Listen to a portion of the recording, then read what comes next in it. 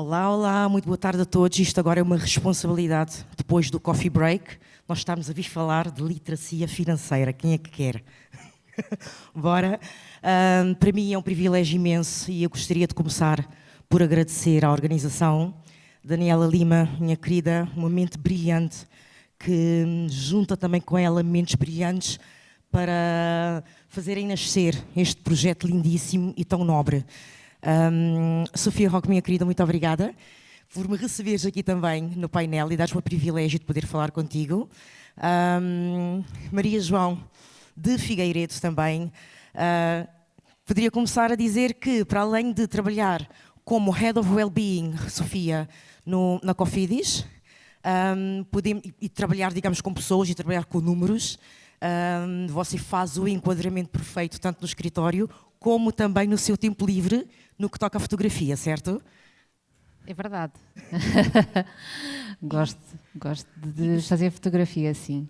Muito bem. E gostaria de, tendo em conta que nós estamos a falar do well-being financeiro, e hoje em dia o well-being é aquela palavra que parece que é o push-push, não é? Para si, no conceito da Cofidis, que é uma grande empresa, o que é que realmente significa o well-being financeiro? Ok. Primeiro, olhando aqui um bocadinho ao well-being global, e se o entendermos como qualquer coisa que é impactada por diversas vertentes da nossa vida, que não são só o wellness, não é só a parte emocional, não é só a parte social, claramente a vertente financeira da nossa vida é qualquer coisa que pode afetar bastante o nosso well-being, quer positivamente, quer negativamente. E, portanto, aquilo que nós entendemos como well-being financeiro é, de facto, que as pessoas sintam segurança na capacidade que têm para lidar com aquilo que são as suas necessidades básicas e aquilo que é, no fundo, aquilo que sentem que precisam para projetar o seu futuro. Portanto, claramente é isso, e aquilo que sentimos é que cada vez mais esta vertente da nossa vida assume uma importância enorme no nosso well-being, não é? Se fizermos um paralelismo com o tempo da pandemia, onde sobressaiu aqui o bem-estar emocional como sendo uma vertente muito importante, porque as pessoas estavam isoladas, estavam com receio, com medo daquilo que poderia acontecer, e de facto toda essa situação gerou muitas perturbações emocionais e continua a ter muitos impactos hoje. A verdade é que passámos por um contexto, e estamos a passar por um contexto muito inflacionista, onde claramente a ausência de recursos financeiros é um problema que afeta o bem-estar de muita gente. Muito bem, até porque lá está, mencionaram-se os 4 pilares do bem-estar, pelo menos os mais levados em consideração, e o bem-estar financeiro está lá, certo? Com o aumento exponencial da percentagem de inflação, com a instabilidade económica no mundo inteiro, e associado a isso tudo, um certo estigma até nossa, como indivíduos, e pronto, acabamos por mencionar também como organizações, de mencionarmos o assunto, e provavelmente também poderá ser um ponto, digamos que a desfavor. Maria João de Figueiredo, no seu conceito, enquadrando o conceito das PMEs, por exemplo, como é que vê o well-being e qual é que seria a definição que poderia dar?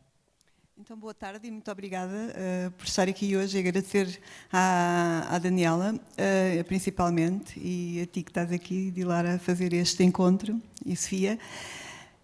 Eu vivo uma realidade um bocadinho diferente da Sofia e de muitos os oradores que estiveram aqui na primeira parte.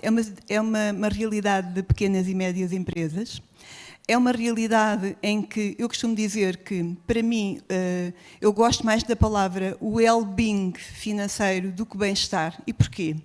Porque, para mim, bem-estar é presente, é bem-estar financeiro. E o well-being, isto pode ser uma coisa, isto é a minha maneira de ver, e não digo que isto seja, tem que ser algo estruturado ou que venha em algum livro, mas para mim o well-being financeiro, quando eu digo well-being financeiro, eu digo que é o bem-estar, e o being para mim é estando, portanto está fazendo, é porque parece que é gerúndio, e soa-me que estamos a trabalhar no processo. E portanto eu gosto mais, e não é por ser estrangeiro, porque eu gosto mais das coisas em português, mas parece que estamos trabalhando, é a minha forma de ver. Agora, quando nós pensamos nas pequenas e médias empresas, há aqui um problema nas pequenas e médias empresas que tem a ver com os colaboradores, mas também a ver com a sustentabilidade de cada empresa. E nas pequenas e médias empresas as coisas passam-se completamente diferente daquelas grandes empresas que apresentaram ali os resultados. É totalmente diferente.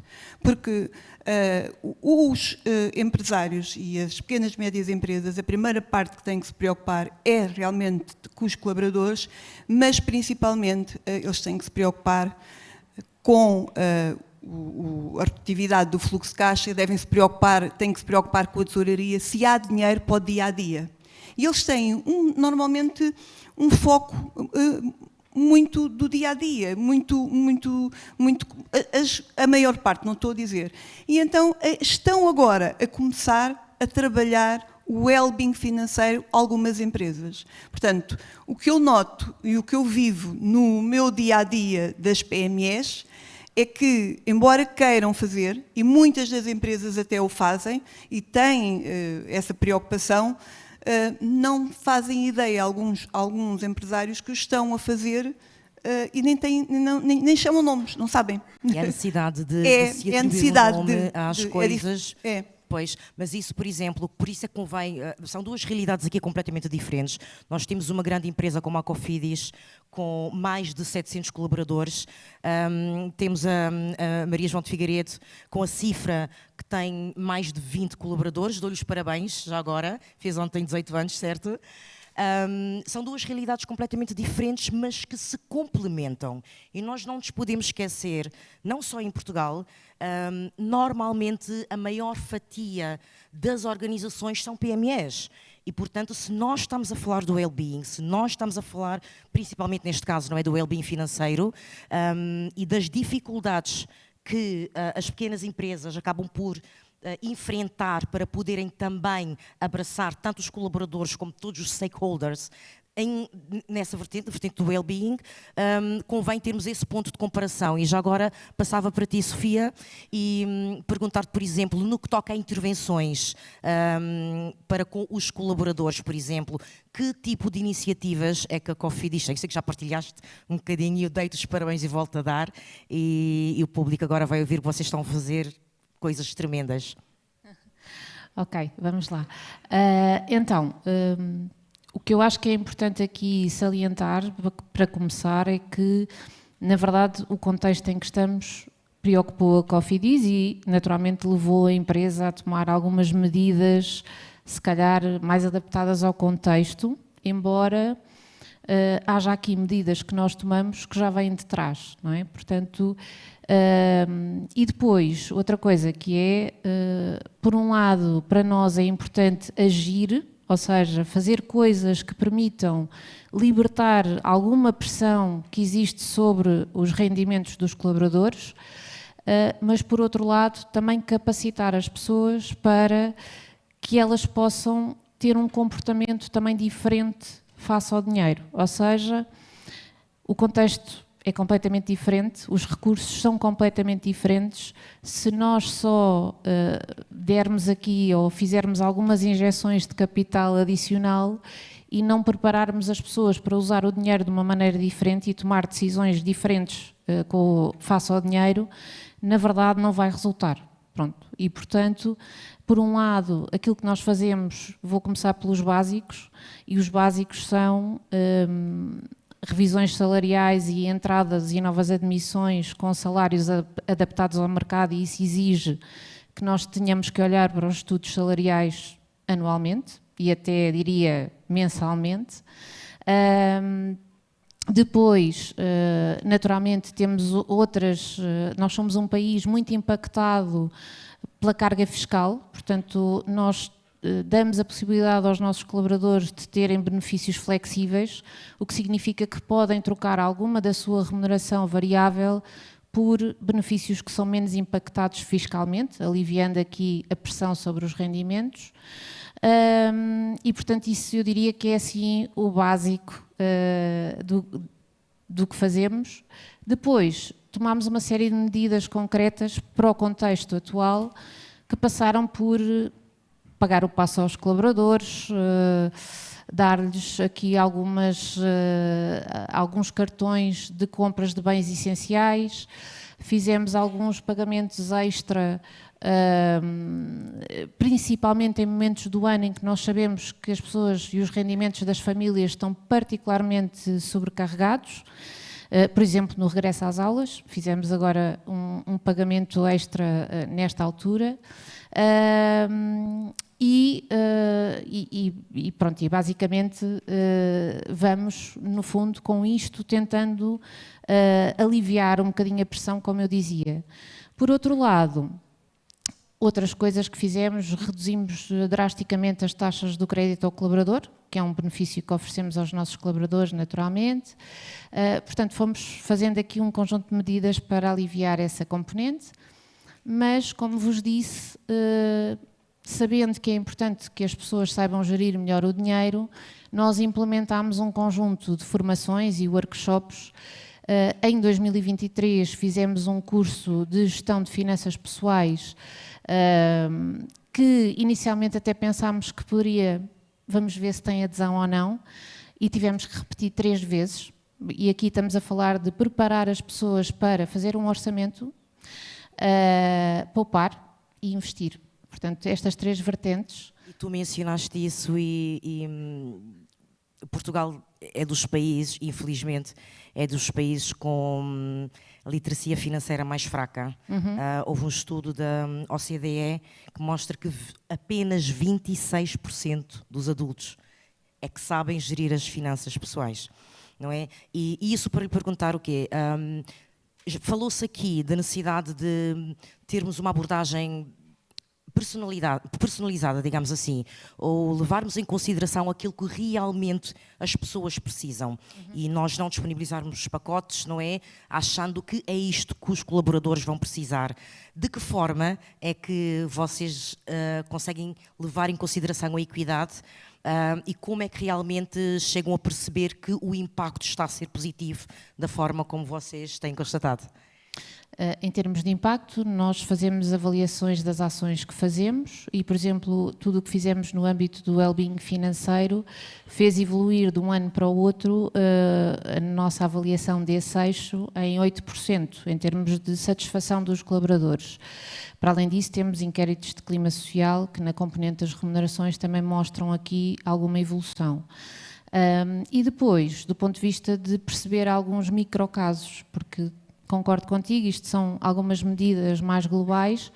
Nós temos um programa de bem-estar na empresa, temos embaixadores de bem-estar na empresa, temos pessoas que nos fazem chegar situações pontuais. Nós próprios, nas áreas de recursos humanos, contactamos com pessoas que estão a ter situações, às vezes, de penhoras, reiteradas. E, portanto, aquilo que nós tentamos é, não entrando na vida de cada um, oferecer aqui alguma consultoria externa, que, se a pessoa quiser, naturalmente, para poderem, se sentirem que isso pode ajudá-las, ajudá-las com uma consultoria especializada para poderem gerir melhor as suas finanças. Muito bem. Maria João, nós já tínhamos, inclusive, dito que são 2 abordagens completamente diferentes. Acredito que não tenha grande planos estratégicos, não é, no que toca ao well-being, especificamente falando do well-being financeiro, e como é que consegue a Cifra amparar os seus colaboradores no que toca ao well-being financeiro. E eu sei que também quando se trata das PMEs, mais facilmente se consegue chegar aos clientes, porque a cultura é mais fechada, não é? Uma cultura mais próxima.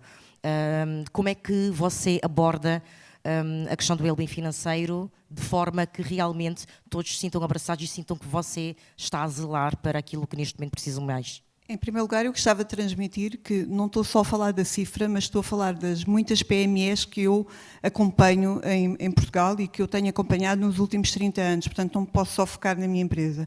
A minha empresa, é óbvio que eu já tenho algumas coisas que eu faço de well-being financeiro e que sou próxima das pessoas e que me preocupo, mas há uma coisa que eu quero aqui transmitir.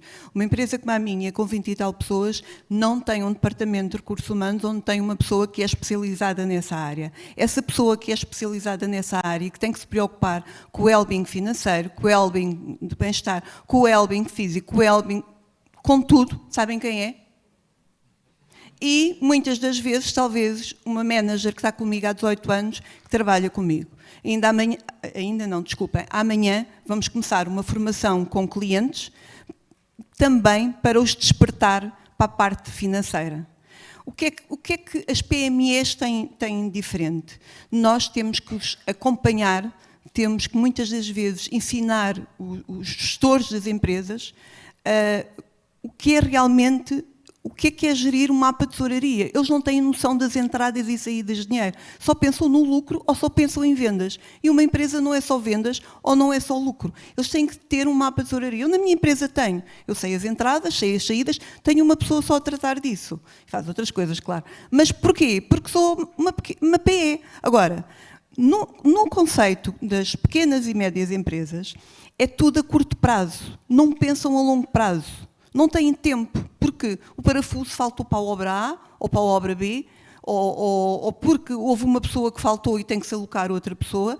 As coisas são de imediato e muitas das vezes não se consegue pensar a curto prazo.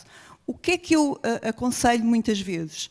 É workshops, é fazer formações, passar a mentoria, faço eu própria muita mentoria, quando não posso recorro fora, tenho parceiros aqui que me ajudam também e recorro a fazer, porque não consigo fazer tudo sozinha e o impacto é outro, e também faço parcerias para que as parcerias fluem para os meus clientes, para as pequenas e médias empresas, porque se for só eu a fazê-lo, não vai fluir da mesma maneira. Exato. Agora, há uma coisa muito, muito importante. Se as pequenas e médias empresas não tiverem um acompanhamento a nível financeiro, a carga fiscal é difícil.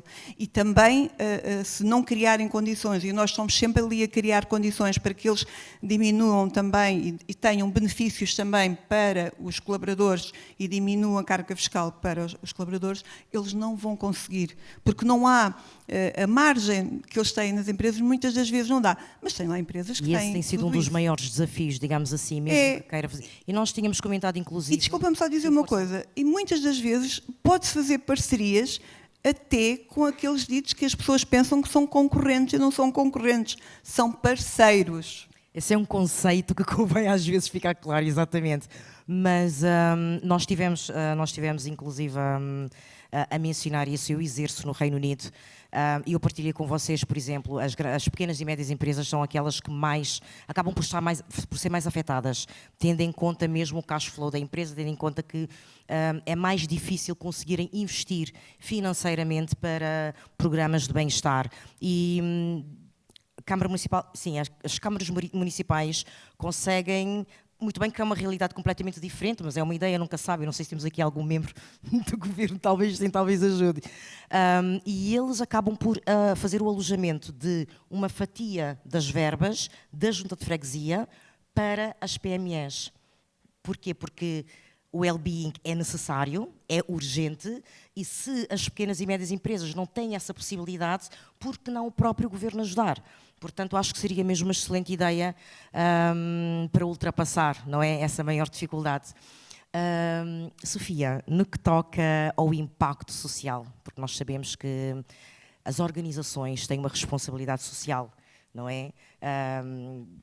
Para com os colaboradores, para com a sociedade civil no seu todo. No que toca à sociedade, o que é que a Cofidis tem feito para ajudar no aumento da literacia, por exemplo, financeira, ou para ajudar até a sociedade civil?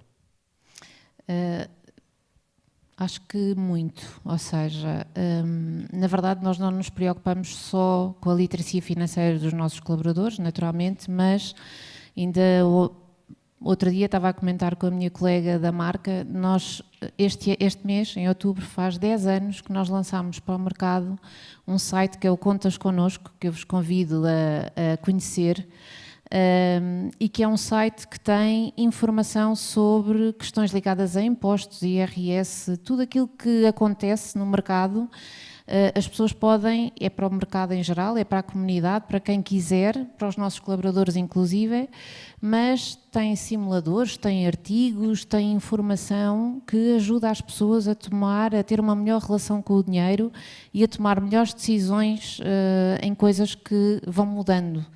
Por outro lado, isto aqui é mais do lado da comunidade, estamos também muito preocupados com o assunto da formação dos jovens. Sabemos que a literacia financeira deve começar o mais cedo possível e neste momento trabalhamos com 2 instituições, a Junior Achievement Portugal.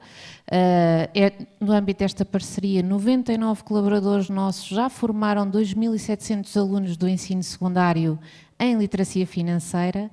E, através da parceria com a Magma, que começou em 2023, já formámos 20.000 jovens universitários em coisas ligadas a contratos, otimização de IRS, impostos, porque estes jovens não sabem nada e estes conceitos são estranhos para eles e às vezes são confusos. E, portanto, neste momento estamos a preparar até para este mês um Open Day para jovens universitários também que queiram vir às nossas instalações ali em Telheiras e onde vamos ter workshops também ligados à literacia financeira, à psicologia do dinheiro, para exatamente continuar esse trabalho que acho que temos feito bem. Muito bem. Maria João, em relação, pronto, a mesma pergunta, como é que acha que as pequenas e médias empresas podem impactar a sociedade no que toca à literacia financeira? No meu ponto de vista, as pequenas e médias empresas têm que se ligar e primeiro, na minha opinião, deveria de haver apoios para que pudessem apostar-se nesta parte da literacia financeira. Porque estamos a pensar em empresários, muitos deles com formação, que nunca tiveram, no âmbito da literacia financeira, acabaram um curso e nunca tiveram informação. E muitas das vezes empresários que são técnicos, são operacionais e nunca tiveram. Depois, em relação aos colaboradores, muitas das vezes basta um mapa em Excel, não é preciso complicar muito para os ajudar. Em relação à comunidade, eu acho que as empresas têm que estar próximas das câmaras, das autarquias, das associações, fazer parcerias para se conseguir ultrapassar, e das escolas, porque isto tudo começa muito mais cedo. Portanto, se nós conseguirmos, e eu luto muito por isso, por fazer parcerias, passar a vida a fazer parcerias